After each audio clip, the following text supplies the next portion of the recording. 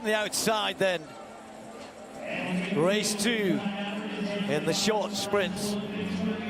Joe Fambile of Liberia finds himself with just 1 point after the 100 meters. He's got a better chance in the 200 definitely.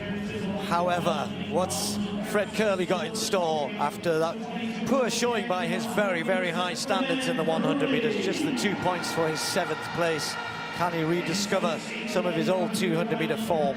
And for Oblique Seville, this is the big challenge, the big test. 8 points from the 100, 2nd place. Anywhere in the top 2 or 3 here, that would be a massive result for him. Zarnell Hughes, well, his whole career really started out as a brilliant 200-meter runner. He still is very, very good. Has made himself a great 100-meter runner as well. World bronze medalist. And however, everybody looking at Kenny Bednarek. Kung Fu Kenny, as he has on his chest, in the perfect position, having won supposedly his weaker event, the 100 meters, has the 12 points in the bag. Courtney Lindsay in lane 3, the American who has run 19.71. That is super fast. Can he cause an upset here?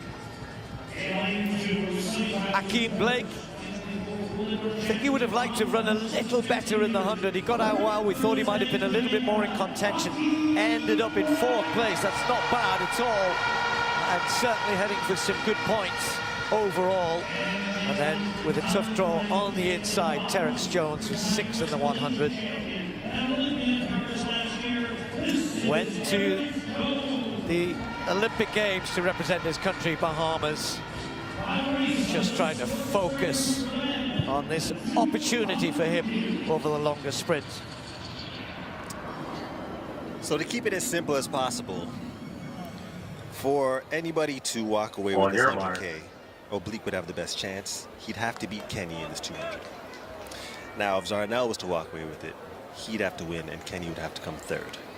Kenny's not coming any lower than 3rd. I knew you were good at math. Respect.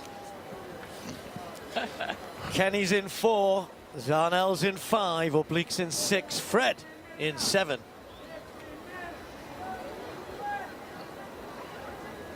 $200 meters. Set.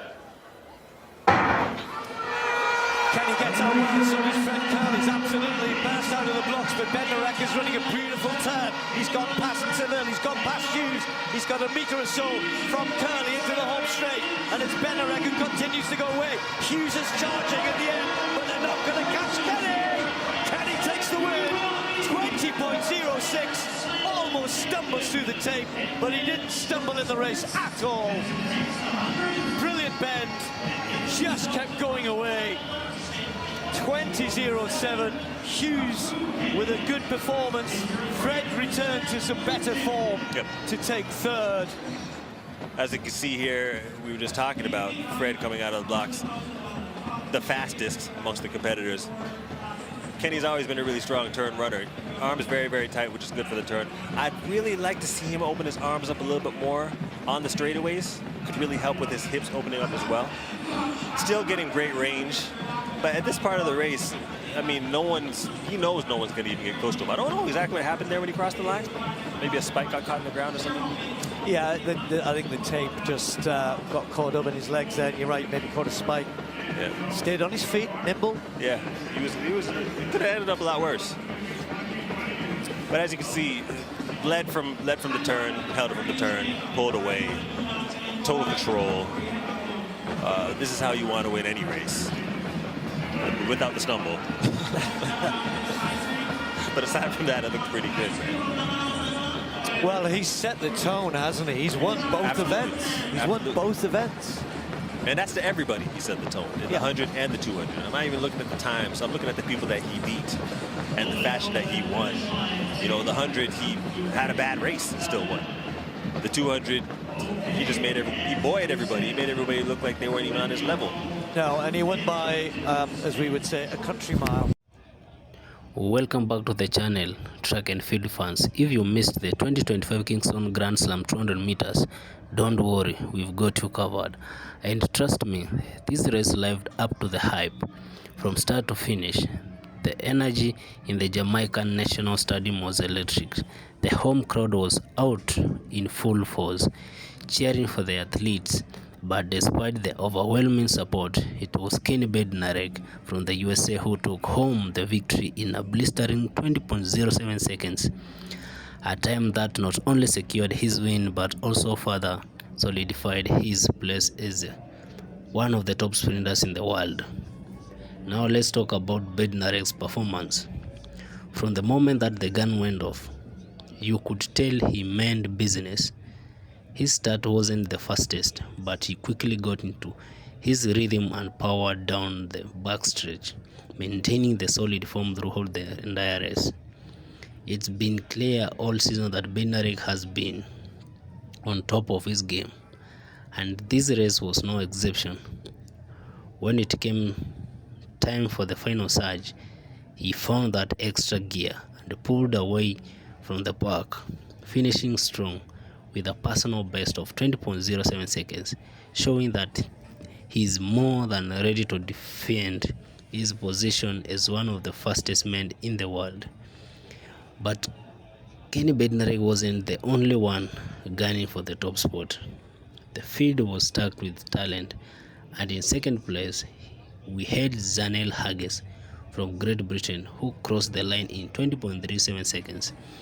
Haggis is no stranger to the podium, and while he didn't quite catch Bednarek, he showed incredible strength throughout the race. His ability to accelerate coming off the curve is one of his signature moves, and you could see him trying to push ahead in final 60 meters. However, Bednarek's finish was just too strong, and Haggis had to settle for second. Still, it's clear that Haggis remains a major contender for the top spot, and as we head into the rest of the season, he'll certainly be one to watch. Next up, Fred Curley from the United States, one of the most versatile sprinters on the circuit. Curley is known for his dominance in the 100 meters, and it's no surprise to see him mixing it up in the 200 meter as well. Running a time of 20.39 seconds, Curley grabbed that place, showing that despite being better known for his shorter distance prowess, he is still an elite contender in the long sprints. His 200-meter performance have been improving year after year, and his closing speed continues to be a weapon. Curley pushed hard towards the finish, but it wasn't enough to close the gap between him and the top two. Nonetheless, a third place finish in a race like this is nothing to scoff of, and Curley will definitely be eyeing another 200-meter podium post at the future meets. Now let's talk about Joseph Oblique from Liberia, who finished with an impressive 20.42 seconds, earning him fourth place. Oblique has been consistently making a name for himself in the world of sprinting, and this race was another example of his potential. Though he didn't manage to break into the top 3, his time 20.42 seconds shows just how much he's grown. Oblique was able to hold his against some of the best in the world, and he's definitely a rising star to keep an eye on as the 2025 season progresses.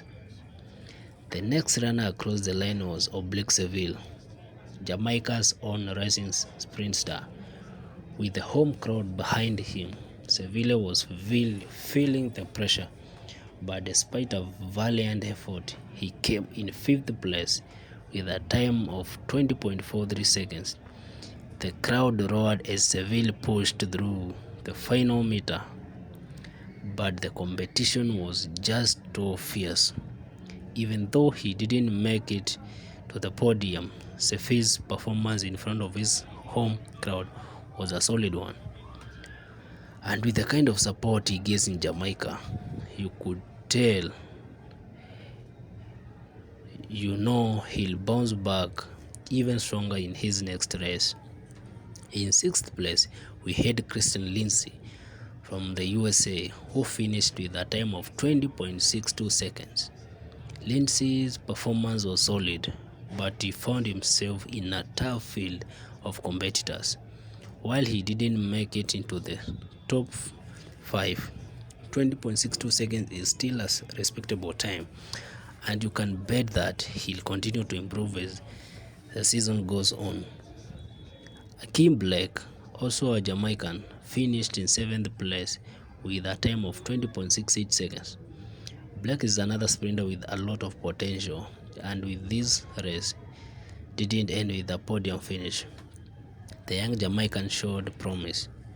His time, 20.68 seconds, was solid, but he just couldn't match the blistering pace set by the top competitors on the day.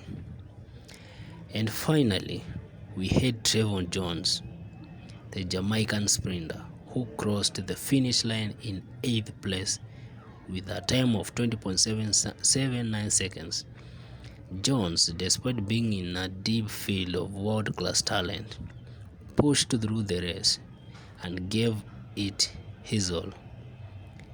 It's tough to break into the top ranks when you are up against athletes of this caliber, but Jones gained invaluable experience in this race, and you can be sure he'll keep working hard to improve. So after an electrifying final, it was Kenny Bednarek who came out on top, clocking a personal best of 20.07 seconds to take the win. He was simply in another class, pushing the pace from start to finish. Zahel Huggs and Fred Curley rounded out the podium in 2nd and 3rd respectively, while Joseph Fablé and Oblique Seville showed that they are right in the mix with the world's best. It was an incredible race with so much talent on display, and it's clear that the 200-meter sprint is in good hands with these athletes. That's it for today's race breakdown. The 2025 Kingston Grand Slam 200 meters gave us everything we hoped for and more. Don't forget to hit that like button, subscribe, and turn on the notification bell so you never miss a track and field update. We've got plenty more exciting content coming your way, and you won't want to miss it. Thanks for watching, and we'll see you in the next one. Adios.